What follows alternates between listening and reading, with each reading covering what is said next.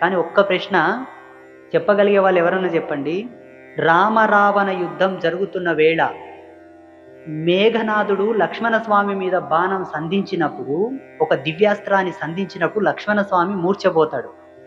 లక్ష్మణస్వామి మూర్ఛపోయి పడినప్పుడు రాముడంతటి వాడు, సాక్షాత్తు శ్రీమన్నారాయణ అంశ అయినటువంటి రాముడు వచ్చి తమ్ముడా లక్ష్మణ, తమ్ముడా లక్ష్మణ, లేవ్వు లేవ్వు అని ఏమి తెలియనులకు సామాన్యులకు ఏడుస్తాడు. కానీ నేను భగవత్ అంశతో పుట్టినవాడను, లక్ష్మణ లేవు అని ఒక మంత్రాన్ని చదవచ్చు కదా. నా తమ్ముడు లక్ష్మణుడు, నేను శ్రీహరి అంశతో పుట్టినవాడను, నేను ఆడి తప్పని హరిశ్చంద్ర వంశంలో పుట్టినవాడను, రఘుకులంలో పుట్టినవాడను, పరిపూర్ణమైన యజ్ఞానుష్ఠాన శక్తితో పుట్టినవాడను, నేను సత్యమైతే నా తమ్ముడు లేవుగాక అనొచ్చు కదా.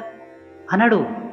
ఎంతటి భగవంతుడైననో ఎత్తిన అవతారానికి, ఎత్తిన జన్మకు ఆయన నిలబడి ఆ ధర్మాన్ని బట్టే నడుచుకున్నాడు. అప్పుడేమైంది? లక్ష్మణస్వామిని బయటికి తీసుకురావడానికి వైద్యుని పిలవాల్సి వచ్చింది.